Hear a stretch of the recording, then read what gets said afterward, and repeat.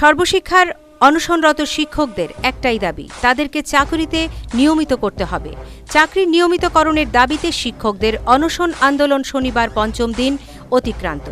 ইতিমধ্যে ৬ জন অনশনরত শিক্ষকদের শারীরিক অবস্থা সঙ্গীন হওয়াতে তাদেরকে হাসপাতালে স্থানান্তরিত করতে হয়েছে। অথচ শিক্ষামন্ত্রী তপন চক্রবর্তী বলে দিয়েছেন, কেন্দ্রীয় সরকার না চাইলে এবং টাকা না দিলে রাজ্য সরকারের পক্ষে সর্বশিক্ষার শিক্ষকদের নিয়মিতকরণ করা সম্ভব না। দর্শক বন্ধুরা, এবার দেখা যাক সর্বশিক্ষার শিক্ষকদের চাকরিতে নিয়মিত করা নিয়ে সরকারি দলিল দস্তাবেজ কি বলে। ২০০৪ সাল থেকে রাজ্য সর্বশিক্ষা অভিযানের কেন্দ্রীয় কর্মসূচির অঙ্গ হিসেবে শিক্ষক নিয়োগ শুরু হয়। চাকরির ৫ বছর পূর্ণ হবার পর সকল সরকারি কর্মচারীদের নিয়মিত করার জন্য রাজ্য সরকারের পূর্বেকার সিদ্ধান্ত অনুযায়ী ২০১০-১১ সালে রাজ্য সরকারের বিদ্যালয় শিক্ষা দপ্তরের অধীনস্থ সর্বশিক্ষা অভিযানের রাজ্য মিশন কেন্দ্রীয় সরকারের সর্বশিক্ষা অভিযানের প্রজেক্ট অ্যাপ্রুভেল বোর্ডের কাছে বাৎসরিক কর্মপরিকল্পনা ও বাজেট প্রস্তাব পাঠায়। সেই annual work plan and budget এ শিক্ষকদের বেতন সংক্রান্ত প্রস্তাবে সুস্পষ্টভাবে লেখা ছিল, The state government has decided to pay regular pay scale to those employees who have completed 5 years service void nong F10 within bracket FIN within bracket G/05/part 1 dated 16/10/2007. The existing pay scale of primary teachers is ₹10,000 and that of upper primary teachers is ₹13,000 per month. 500 primary contract teachers and 850 upper primary contract teachers have already completed 5 years service under SSA. Hence, it is proposed to pay regular pay scale to these teachers at the rate stated above. অর্থাৎ ২০০৭ সালের ১৬ই October তারিখে রাজ্য সরকারের সিদ্ধান্ত অনুযায়ী যারা চাকরির মেয়াদ ৫ বছর পূর্ণ করেছে তাদের চাকরিতে নিয়মিতকরণ করতে হবে। প্রাথমিক শিক্ষকদের পে স্কেল ১০,০০০ টাকা ও উচ্চ বুনিয়াদী শিক্ষকদের পে স্কেল প্রতি মাসে ১৩,০০০ টাকা নির্ধারিত করা হয়েছে বলে প্রজেক্ট অ্যাপ্রুভেল বোর্ডকে জানিয়েছে রাজ্য সরকার। এই প্রস্তাবে রাজ্য সরকার আরও জানিয়েছে, রাজ্যের সর্বশিক্ষা অভিযানে ওই সময় পর্যন্ত চুক্তির ভিত্তিতে ৫০০ প্রাথমিক শিক্ষক ও ৮৫০ জন উচ্চ বুনিয়াদী শিক্ষক কর্মরত রয়েছেন, যাদের চাকরির সময়সীমা ৫ বছর অতিক্রান্ত হয়েছে। যার পরিপ্রেক্ষিতে রাজ্য সরকার ২০১০-১১ সালের ওই প্রস্তাবেই সেই সকল চুক্তিবদ্ধ সর্বশিক্ষার নিযুক্ত শিক্ষকদের নিয়মিত পে স্কেল দেবার কথা উল্লেখ করে। সেই প্রস্তাবের হুবহু কপি এতক্ষণ আপনারা আমাদের টিভি স্ক্রিনে দেখলেন। দর্শক বন্ধুরা, এবার দেখুন আসল রহস্য।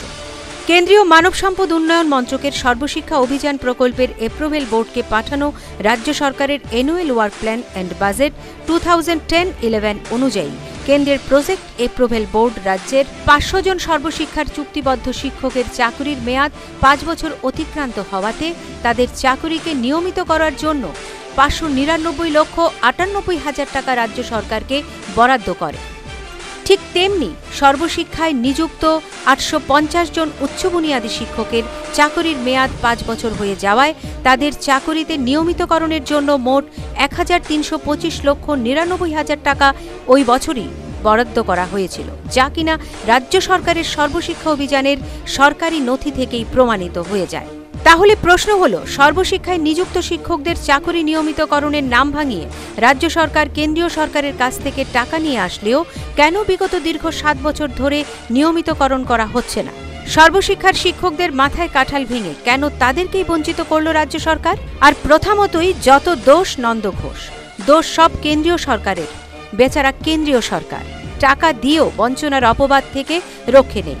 সর্বশিক্ষার শিক্ষকদের অনশন প্রসঙ্গে প্রধান বিরোধী দল বিজেপিকে কটাক্ষ করে শিক্ষামন্ত্রী বলেছেন, কেন্দ্রে তো আপনারাই সরকারে নিয়মিতকরণ করে দেখান না। এ প্রসঙ্গে আমরা আরেকটি সরকারি নথি দর্শক বন্ধুদের সামনে তুলে ধরছি। একটি আরটিআইয়ের জবাবে ভারত সরকারের আন্ডার সেক্রেটারি অলোক জওহর লিখিতভাবে জানিয়েছেন, Sarva Shiksha Abhiyan within bracket SSA framework for implementation states that teachers will be recruited as per the terms and conditions of the respective states/union territories. Thus, matters relating to recruitment including salary of a teacher either on regular or contract basis come under the domain of respective state government/union territories administration. অর্থাৎ সর্বশিক্ষা অভিযানের প্রায়োগিক কর্মপদ্ধতি অনুযায়ী সংশ্লিষ্ট রাজ্য সরকার অথবা কেন্দ্রশাসিত অঞ্চলের নিয়ম ও শর্ত অনুযায়ী শিক্ষক নিয়োগ করতে হবে। নিয়মিত শিক্ষক নিয়োগ কিংবা চুক্তিবদ্ধ শিক্ষকদের বেতন সহ নিয়োগ সম্পূর্ণভাবে রাজ্য সরকারগুলো বা কেন্দ্রশাসিত অঞ্চলগুলোর আওতাধীন। ভারত সরকারের আন্ডার সেক্রেটারি অলোক জওহরের স্বাক্ষরিত নথিতে এই কথাগুলো সুস্পষ্টভাবে উল্লেখ রয়েছে। তাহলে ত্রিপুরা রাজ্যের সর্বশিক্ষার শিক্ষকদের নিয়মিতকরণের দায়ভার কেন্দ্রীয় সরকারের উপর চাপিয়ে দিচ্ছেন কেন রাজ্যের শিক্ষামন্ত্রী? সরকারি দলিল দস্তাবেজ কথা বলে। সরকারি দলিল তো বলছে সর্বশিক্ষার শিক্ষকদের নিয়মিত করা হবে কি হবে না সেটা নির্ভর করছে সম্পূর্ণভাবে রাজ্য সরকারের উপর।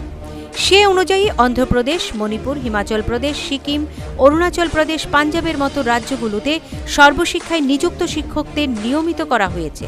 তাহলে কেন ত্রিপুরা রাজ্যের সর্বশিক্ষার শিক্ষকরা বঞ্চিত? কেন তাদের আমরণ অনশন করতে হচ্ছে? রাজ্য সরকারের ও কেন্দ্রীয় সরকারের নথি বলছে সর্বশিক্ষার শিক্ষকদের নিয়মিতকরণের দাবি যুক্তিগ্রাহ্য এবং নিয়মিত করার দায়বদ্ধতা রাজ্য সরকারের।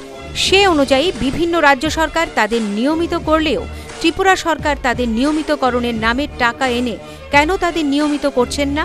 আর এই ন্যায্য দাবি নিয়ে যখন সর্বশিক্ষার শিক্ষকরা আমরণ অনশনরত, তখন তাদের আন্দোলনকে মানবতার ও নৈতিকতার দৃষ্টিতে না দেখে উল্টো রাজনৈতিক রঙে রাঙিয়ে দেওয়া হচ্ছে। সত্যি সেলুকাস কি বিচিত্র এই দেশ। Bureau report, news vanguard.